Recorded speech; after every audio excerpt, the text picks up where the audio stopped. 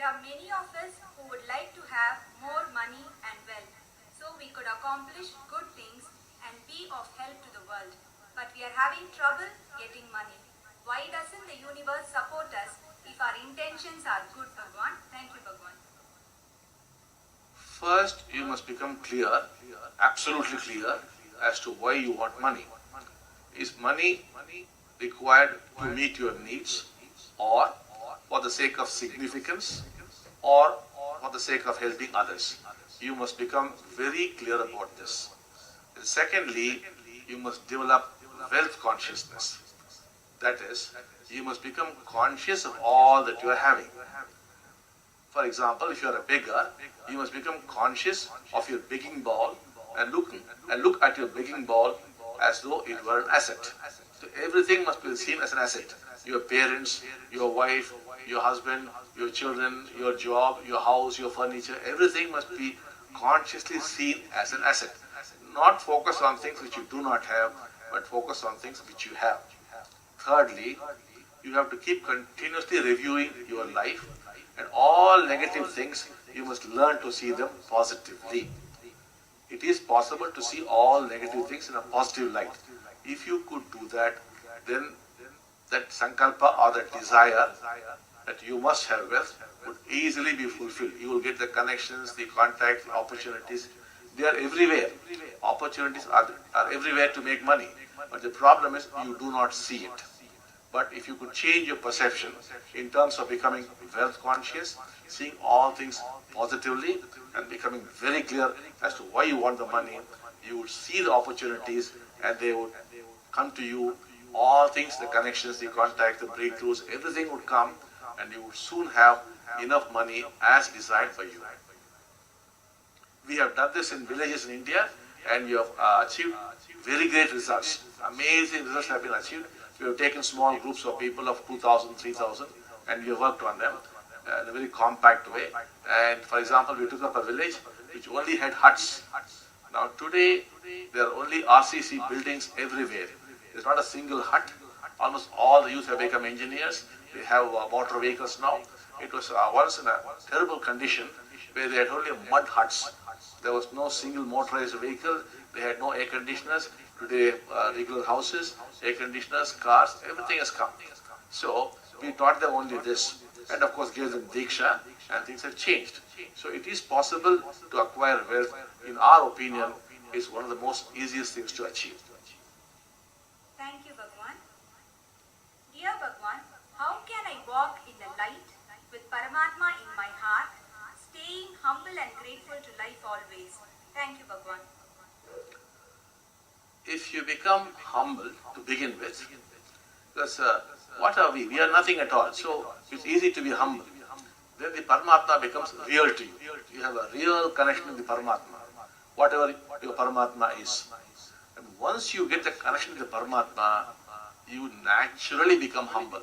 Real humility comes to you. Being with the Paramatma, you have got to be humble. So because the Paramatma is the universe. So once you are relating to the universe in a very physical way, in a very personal way, you become absolutely humble. Thank you, Bhagavan. Dear Sri Bhagavan, I have recently been to Oneness University in October and participated in your new course, A Journey into Awakening. How do I retain the knowledge that I have with me from the October course? Thank you, Bhagavan. We have taught you how to apply those teachings to solve your problems. Now, problems keep coming. That's the way of life, Life keeps throwing problems at you. Until you die, the problems will not cease. But your job is to handle one problem and be ready for the next. Life would throw it at you. Now, if you really keep applying these teachings, in about 4 to 6 months' time, you know exactly how to handle any problems posed by life. As you keep handling these problems, you keep growing and growing and growing. Till finally, you become the all. You become the all that is not in some kind of some imagination or some such thing, not conceptually, but actually you would experience you are the all. Your consciousness expands, your brain changes, and every moment you know you are one with the universe. That is the human potential. But for that you must engage with life. If you withdraw from life, you cannot get there. And engaging means taking on the problems. And how to take them on, that is what we are teaching. And you must learn to apply those teachings. Do it and see, and you will get remarkable results. Thank you, Bhagavan. I am always on the run in my mind and my thoughts. I am always going away from the situation I am living in. Going away from the present, I am never satisfied. There must be something else waiting for me. Could you please explain, Bhagavan? This is because you think your mind is your mind. But your mind is not your mind. It is the mind. It's the ancient mind, and it is the one mind. This is one way in which the mind operates. So the mind, the mind in you is operating this way.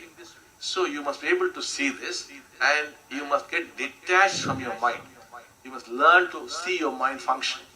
It is not your mind, but the mind which is functioning the way it is functioning in you. When you get this detachment, when there is no more identification with your mind, then all things change. Your perception about life changes, and it becomes very, very beautiful, and you become a stranger in a guest house. The world is a guest house, and you are a stranger there. That's how you begin to live. Unless you become a stranger to this world, you really do not live. So you must think of this as a guest house, where you come for a few days stay, and you are completely detached to the guest house. Now that can happen only if you become detached from your thoughts. That's why we say your thoughts are not your thoughts. Detached from your body. That's why we tell you your body is not your body. A little contemplation would actually show you your body is not your body. The same thing with the mind also. The same thing with the concept of the self. It's part of the mind. You are only pure consciousness. You can completely de-identify from these things. Oneness is all about de-identification with everything. And then you become this stranger in a guest house. And then you live in heaven.